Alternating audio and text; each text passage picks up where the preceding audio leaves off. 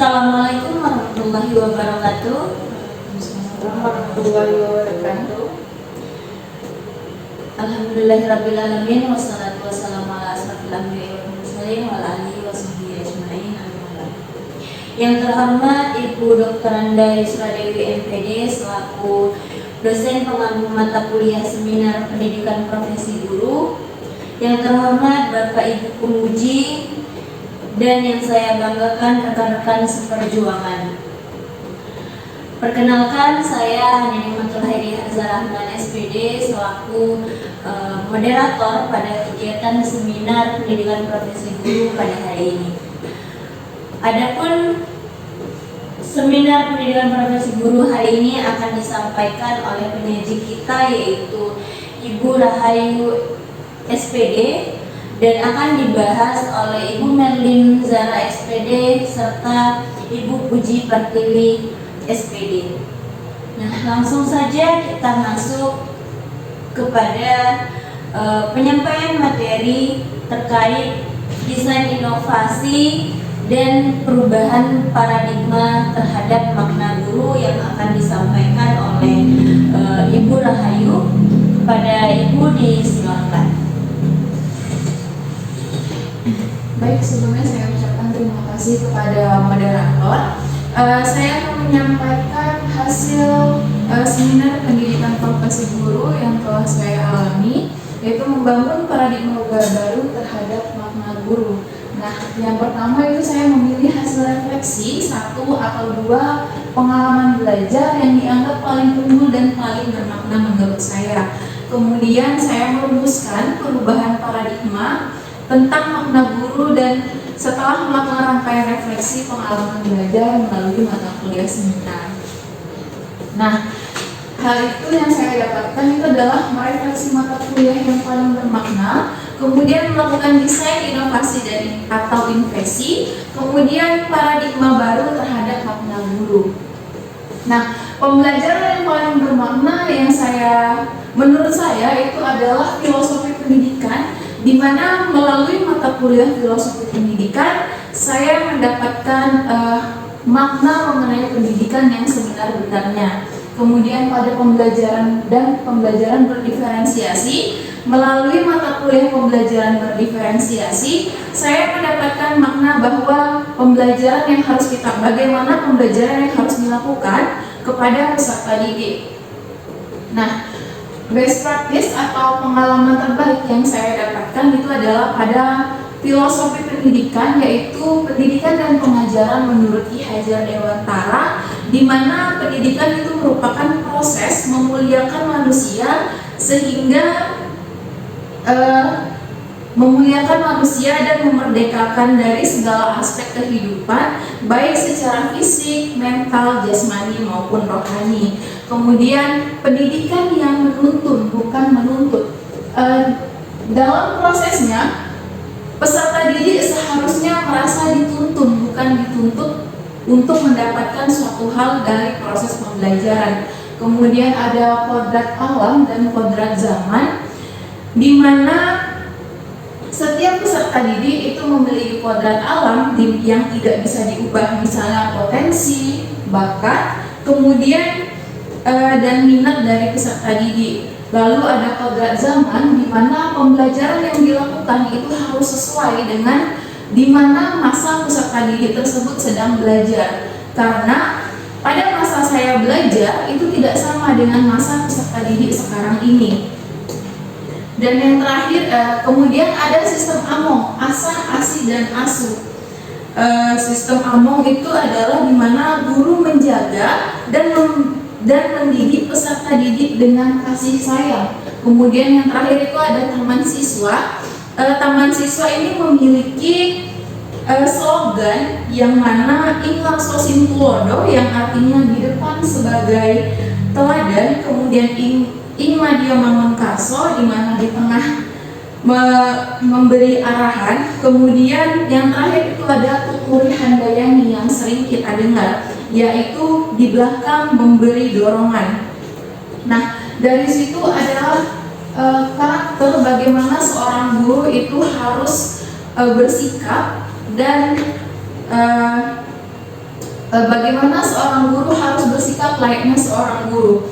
Kemudian pada pembelajaran berdiferensiasi itu saya mendapatkan bahwa pembelajaran yang mengakomodir kebutuhan peserta didik, karena ternyata setiap peserta didik itu memiliki kebutuhan dan kebutuhan yang berbeda-beda. Kemudian ada metode pengajaran yang beragam yang menyesuaikan dengan kebutuhan dari peserta didik yang berbeda pula. Kemudian ada pembelajaran yang aman, nyaman, dan menyenangkan. Untuk proses pembelajaran, peserta didik itu membutuhkan pembelajaran yang membuat mereka merasa aman, kemudian membuat mereka merasa nyaman dan menyenangkan, sehingga mereka dapat menyerap dan mengambil informasi yang disampaikan selama proses pembelajaran. Dan yang terakhir adalah pembelajaran yang berpusat pada peserta didik.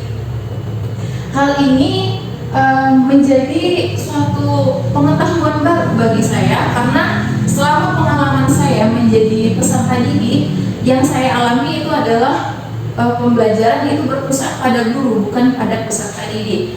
Hal inilah yang membuat saya merasa bahwa pembelajaran berdiferensiasi merupakan salah satu mata kuliah yang paling bermakna. Nah, saya juga menyimpan artefak selama proses perkuliahan, di mana saya menyimpan di dalam Google Drive dan linknya sebagai berikut. Nah, topik yang dipilih dari kedua mata kuliah tersebut adalah peserta didik ternyata memiliki kodrat alam dan kodrat zaman. Seperti yang sudah saya jelaskan sebelumnya, bahwa kodrat alam itu adalah hal-hal yang ada pada diri peserta didik yang tidak bisa diubah, seperti bakat dan juga potensi dari peserta didik tersebut. Kemudian pada kodrat zaman, pembelajaran yang dilakukan untuk peserta didik itu harus disesuaikan dengan zaman dari peserta didik tersebut. Kemudian ada pendidikan, peserta didik merasa aman dan nyaman selama proses pembelajaran. Pembelajaran berdiferensiasi, di mana setiap peserta didik itu memiliki kebutuhan, minat, gaya belajar, dan karakteristik yang berbeda-beda pula. Kemudian ada aspek berdiferensiasi, dan yang terakhir ada peserta didik memiliki gaya belajar yang berbeda.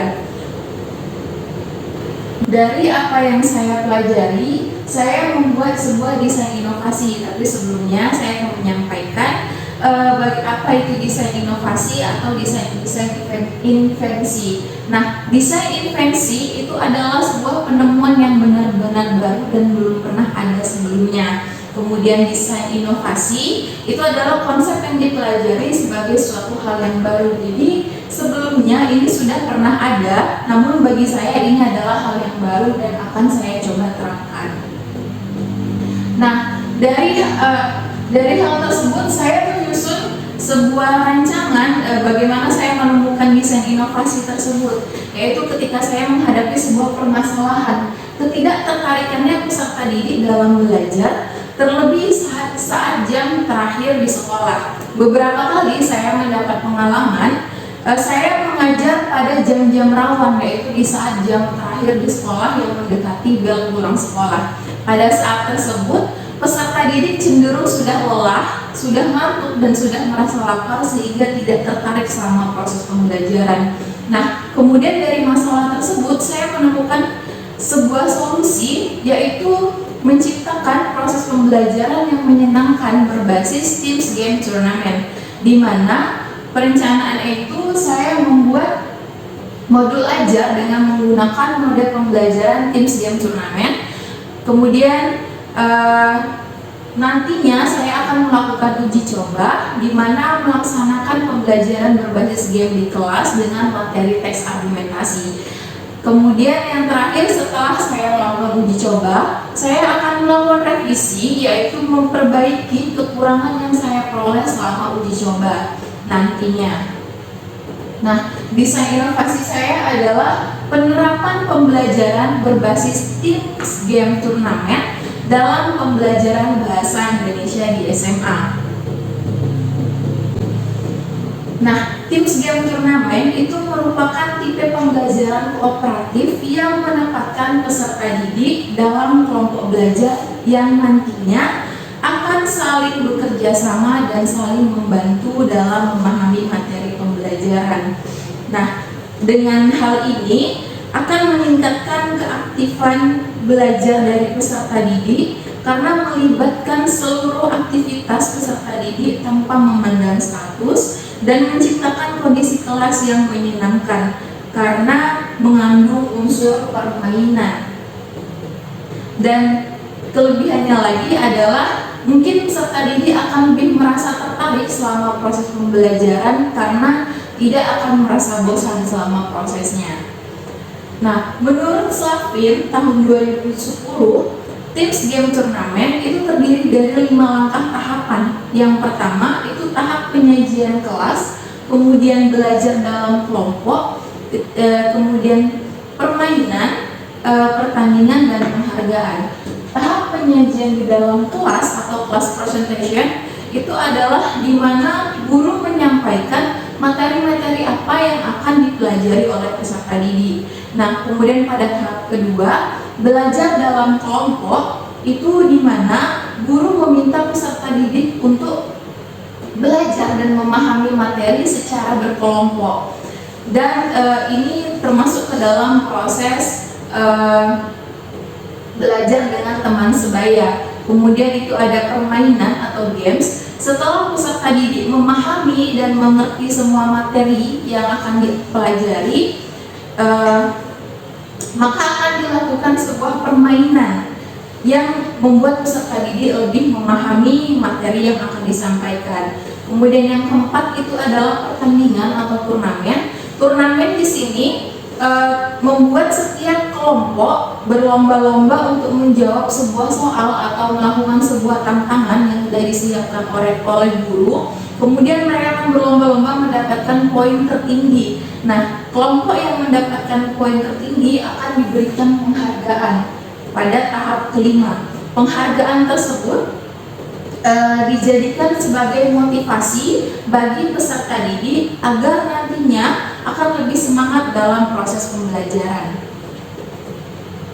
Nah, manfaat pembelajaran berbasis TDT itu yang pertama adalah meningkatkan motivasi belajar peserta didik, kemudian menciptakan pembelajaran yang menyenangkan, melatih kemampuan berpikir dan meningkatkan keterampilan hubungan sosial. Karena dengan adanya permainan game itu melibatkan seluruh anggota kelas yang nantinya akan meningkatkan keterampilan hubungan sosial dari peserta didik.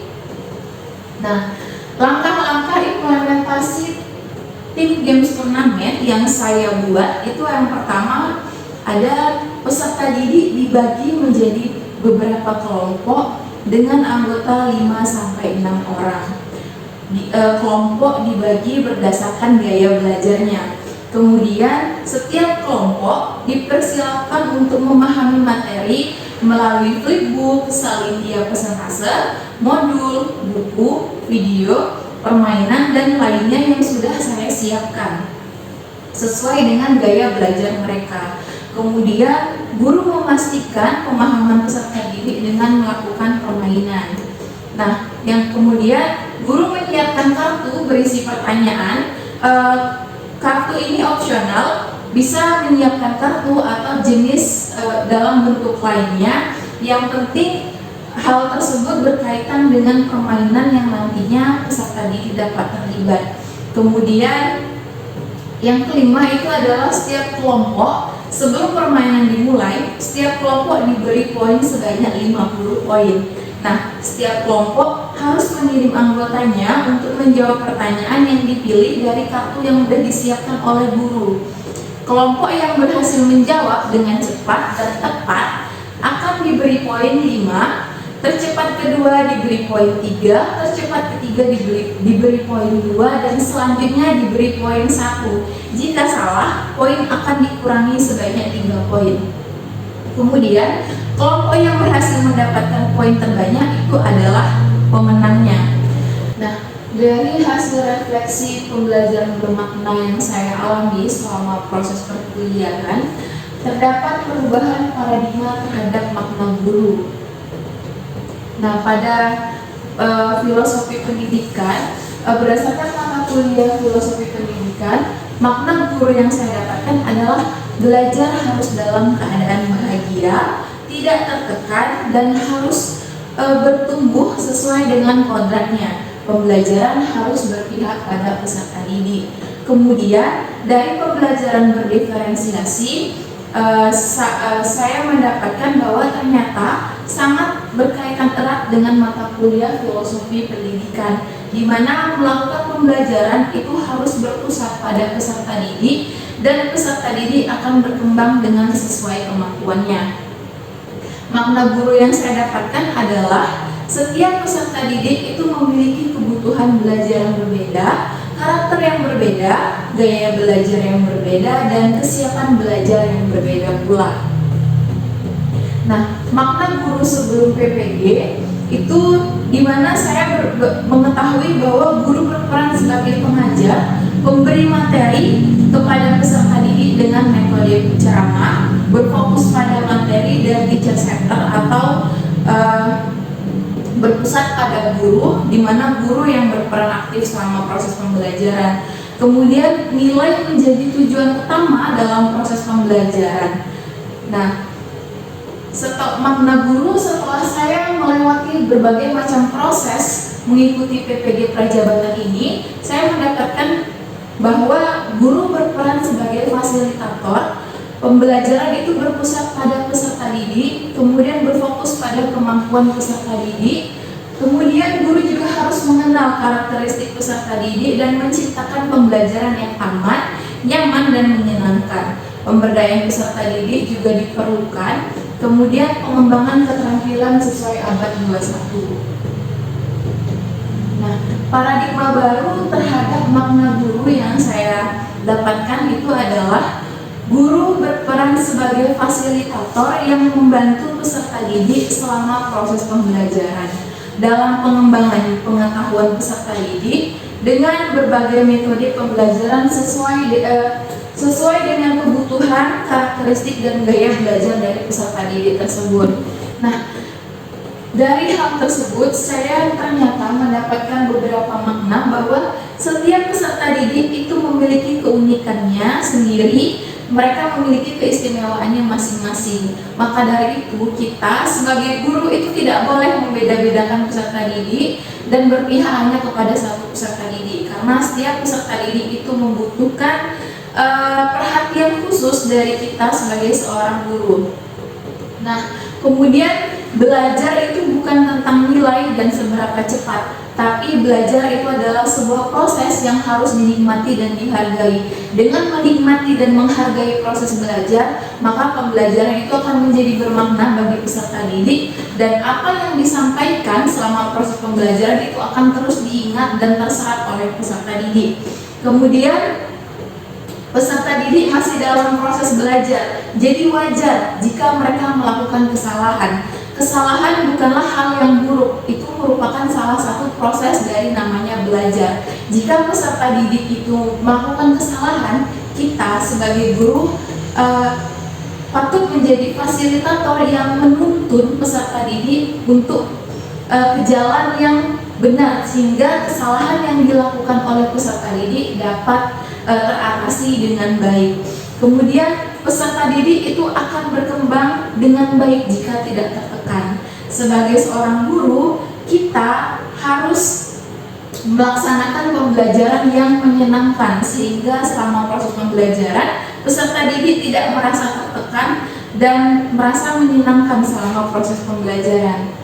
Nah, itulah dari saya. Yang terakhir akan saya sampaikan bahwa peserta didik itu tidak memerlukan guru yang sempurna, tapi peserta didik membutuhkan guru yang memahami mereka.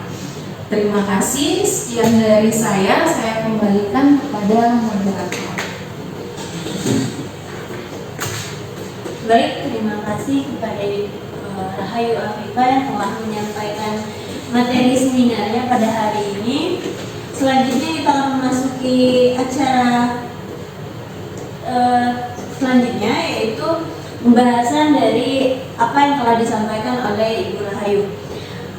Pembahas pertama yang akan membahas mengenai penjelasan materi yang telah disampaikan akan dijelaskan atau disampaikan oleh Ibu Nadine. Kepada Ibu disilahkan. Terima kasih kepada moderator yang sudah memberikan waktunya. Di sini saya ingin bertanya tentang desain inovasi yang Ibu buat. Ini Ibu membuat desain inovasi berupa Teams Game Turnamen, dan Ibu juga menyampaikan beberapa kelebihan yang akan diperoleh ketika pembelajaran menggunakan metode ini atau model ini. Nah, yang ingin saya tanyakan adalah apakah ada kekurangan hal-hal yang perlu diperbaiki? Kan Ibu sudah melakukan uji coba. Nah, kira-kira kekurangannya apa yang seandainya di waktu yang akan datang saya ingin menggunakan inovasi ini di kelas saya, jadi saya bisa mengantisipasi kekurangan tersebut. Baik, terima kasih kepada saudari Merlin. Saya ingin meluruskan sedikit bahwa sebenarnya saya belum melakukan uji coba, tapi masih sebuah rancangan. Nah, untuk mengetahui bagaimana kekurangannya, saya sudah mensurvei atau meriset beberapa video pembelajaran yang menggunakan Teams Game Turnamen ini. Dari pemahaman dan penglihatan saya, pembelajaran Teams Game Turnamen ini memiliki sedikit kelemahan. Yang pertama itu membutuhkan waktu yang lama.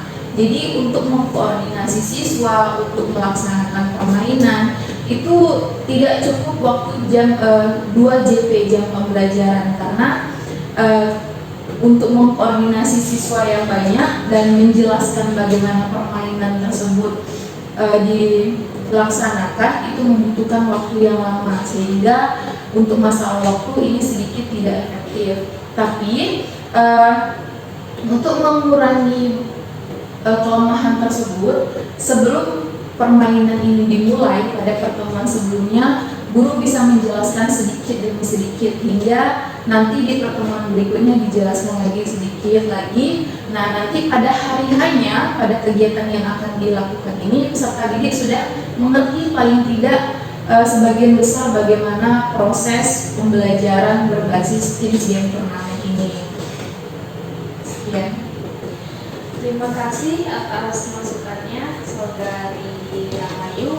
Jadi di sini saya menyimpulkan bahwa ketika ingin menerapkan Teams Game Turnamen ini ada beberapa hal yang perlu diperhatikan. Pertama, waktu pembelajaran itu kalau bisa 3 jam pelajaran. Nah, kalaupun memang ingin menerapkan TGP ini di alokasi waktu 2 jam pembelajaran, mungkin ada baiknya disampaikan mengenai peraturan permainan dan lain sebagainya di pertemuan sebelumnya, atau kami berapa hari pertemuan dilakukan, gitu ya. Sudah jelas menurut saya kembalikan kepada moderator. Ya baik, terima kasih kepada Ibu Merlin yang telah memberikan pembahasan dan juga menanyakan hal yang masih perlu dipahami. Selanjutnya kita serahkan kepada pembahas kedua, Ibu Puji, untuk menanyakan hal-hal yang ingin ditanyakan atau menarik bagi Ibu atas seminar yang telah disampaikan oleh Ibu Rara. Pada Ibu disilakan. Baik, terima kasih atas kesempatannya moderator. Nah, dari penjelasan yang disampaikan oleh saudari dari Rahayu mengenai desain inovasinya. Nah, ini juga berkaitan dengan pertanyaan dari Ibu, pembahasan dari pembahas 1 terkait dengan desain inovasi yang Teams Game Turnamen atau TGT tadi. Nah, untuk yang ingin saya tanyakan, ini ada nggak materi yang sangat cocok dalam proses permainan ini atau tantangan yang harus diselesaikan oleh peserta didik dalam proses pembelajarannya? Ini kan tadi menempatkan kelompok belajar, ya. Jadi adakah materi yang cocok seperti contohnya aja ya sih. Terima kasih atas pertanyaannya. materi yang cocok untuk pembelajaran berbasis Teams Game Turnamen itu sebenarnya semua materi bisa diterapkan di dalam Teams Game Turnamen ini. Tinggal bagaimana guru menyesuaikan dan membuat pertanyaan-pertanyaan yang sesuai dengan pembelajaran berbasis Teams Game Turnamen ini. Namun menurut saya ada beberapa materi yang sangat cocok untuk diterapkan dalam Teams Game Turnamen ini. Yang pertama itu adalah materi drama. Jadi sebelum peserta didik melakukan drama, peserta didik itu harus memahami dulu bagaimana materi drama itu. Jadi melalui Teams Game Turnamen ini peserta didik dapat memahami secara mendalam. Kemudian ada materi teks argumentasi dan teks argumentasi. Nah, dengan melakukan Teams Game Turnamen ini peserta didik juga akan lebih mudah bagaimana menemukan ide pokok, bagaimana menemukan kalimat utama. Itulah materi yang menurut saya cocok diterapkan di TGT ini. Jadi tinggal tergantung bagaimana kita guru itu menyesuaikan materi-materi yang akan disampaikan dan menggunakan TGT ini. Sekian dari saya. Berarti ada beberapa emang materi yang cocok ya untuk menerapkan materi pelajaran TGT ini. Yang saya sudah rangkum dari penjelasan dari Ibu Rahayu, dan saya rasa tidak ada yang ingin ditanyakan lagi, sudah cukup, dan saya kembalikan kepada moderator. Baik, terima kasih kepada pembahas kedua Ibu Puji atas pertanyaan ataupun masukan terhadap seminar atau materi yang telah disampaikan oleh penyaji kita pada hari ini. Dan saya ucapkan juga terima kasih kepada penyaji atas penyampaian materi serta jawaban-jawaban atas pertanyaan yang diberikan oleh kedua pembahas. Nah, sebelum saya menutup seminar kita hari ini, izinkan saya menyampaikan kesimpulan yang dapat saya sampaikan dari hasil seminar yang disampaikan oleh Ibu Rahayu, di mana desain inovasi yang diciptakan oleh Ibu Rahayu, yaitu Teams Game Turnamen, yang ia dapatkan dari permasalahan yang ia temui, yaitu ketidaktertarikan peserta didik dalam belajar, terutama pada kegiatan pembelajaran di jam-jam rawan atau jam terakhir. Di mana desain inovasi yang Ibu Rahayu buat ini adalah bertujuan untuk meningkatkan motivasi belajar dari peserta didik, kemudian juga menciptakan pembelajaran yang menyenangkan. Nah, selain desain inovasi yang dibuat oleh Ibu Rahayu, ada juga perubahan makna terhadap makna guru dari sebelum Ibu Rahayu mengikuti PPG dan setelah mengikuti PPG, di mana awalnya Ibu Rahayu itu mengasumsikan guru itu sebagai pengajar, hanya berfokus pada materi dan menyampaikan materi itu secara konvensional dengan ceramah dan kurang menarik. Nah, sementara setelah mengikuti serangkaian kegiatan PPG, mulai dari jurnal refleksi yang telah dibuat pada tiap mata kuliah, kemudian pelaksanaan PPL dan pelaksanaan kuliah itu sendiri, Ibu Rahayu mendapat pemahaman baru tentang guru, di mana guru itu sebagai fasilitator untuk menunjang pembelajaran dari peserta didik, untuk mengakomodir peserta didik mengembangkan dan mengonstruksi pengetahuan yang sudah dimiliki oleh peserta didik itu secara kodrat alam dan kodrat zamannya. Kemudian Ibu Rahayu juga tadi menyampaikan belajar bukan tentang nilai dan seberapa cepat, melainkan sebuah proses yang harus dinikmati dan dihargai. Baiklah, demikianlah kesimpulan yang dapat saya sampaikan, dan berakhir pula kegiatan seminar kita pada hari ini. Saya selaku moderator mohon maaf atas segala kesalahan, dan saya ucapkan terima kasih untuk hadirin yang sudah berkenan hadir pada seminar hari ini. Saya akhiri, wassalamualaikum warahmatullahi wabarakatuh. Waalaikumsalam warahmatullahi wabarakatuh.